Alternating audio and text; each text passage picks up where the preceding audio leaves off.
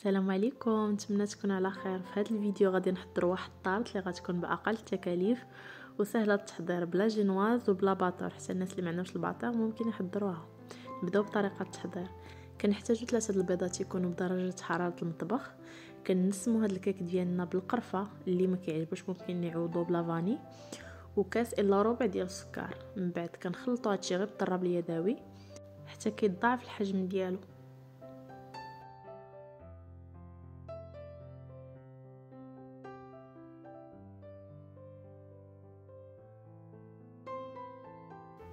من بعد كنضيفو كاس الا ربع ديال الزيت وكاس عامر ديال الحليب. كنخلطوا هاد المكونات هادو باش نبداو نضيفو النواشف.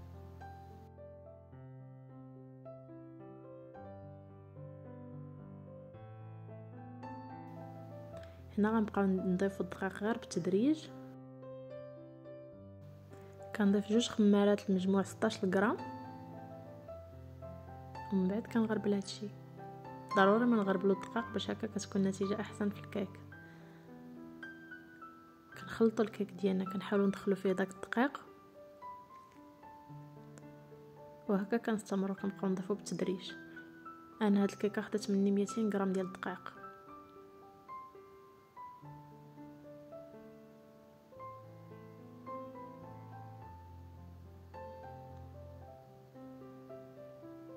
هذا هو القوام ديال الكيك ديالنا. من بعد غادي نضيف عليه الجزر المبشور، انا حكيته في الحكاكه الرقيقه، والقرقاع، يعني تقريبا واحد نص كاس. كندخل هاد المكونات في الخليط ديال الكيك. من بعد كنجيب القالب ديالي اللي غادي ندخلو للفران. انا درت الورق الطبخ من التحت ودهنته بالزبده من الجناب. كنديرو على فران يكون بارد حتى كنحط الكيك ديالي عاد كنشعل. في هاد الاثناء اللي غتكون الكيكه ديالي كطيب غادي نحضر الكريمه. خديت كيس ديال بودره الشونتيي الوزن 100 غرام، وكاس ديال الحليب يكون بارد مزيان، وجوج معالق ديال الجبن. من بعد غادي نطربهم انا غير في الهشوار. الكريمه ديالنا راه كتجي عاقده كيف ما كتشوف.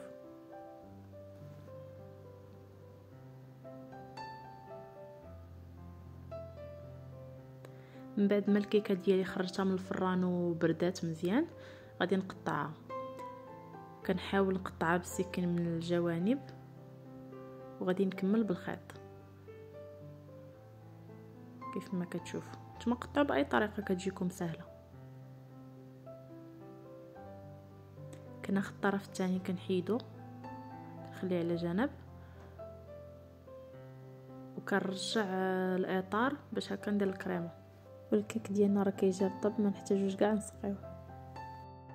كنحاول نساوي الوجه كامل ديال الكيك ديالي.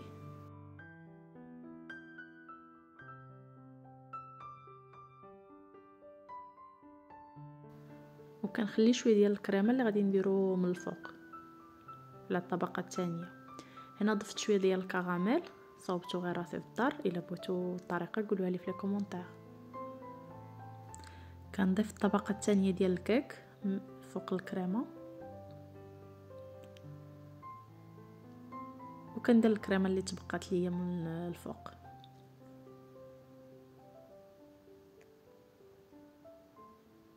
من بعد ما ساليتها غادي نحطها في المجمد على الاقل واحد الساعه. هنا من بعد ما دازت ساعه غادي نحلها الاطار.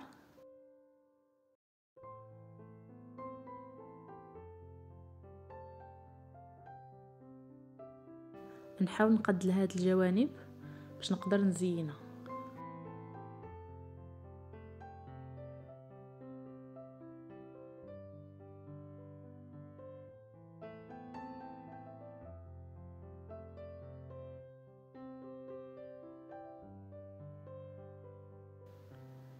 انا هنايا خديت كاوكاو اللي محمر ومهرمش، هو اللي غنزين به. كنحاول نلصقو في الجناب، والتزيين كيبقى اختياري، تقدروا ديروا نتوما اي حاجه كتبغيو. غير هو هاد الكاوكاو جا مع المذاقات اللي في الكيك. من بعد حاولت نديرو في الجوانب الفوق،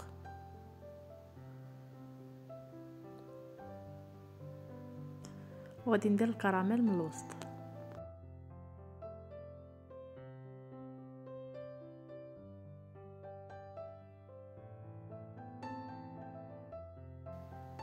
وهذا هو الشكل النهائي ديال الكيك ديالنا.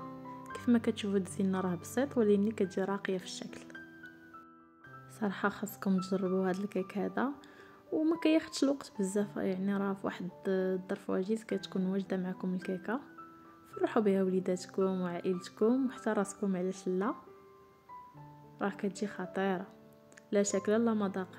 اكثريه المذاقات داك النسمه القرفه كتجي رائعه في هذا الكيك. جربوها وردوا عليا بالصحه والراحه. ما تنساوش لايك وكومونتير.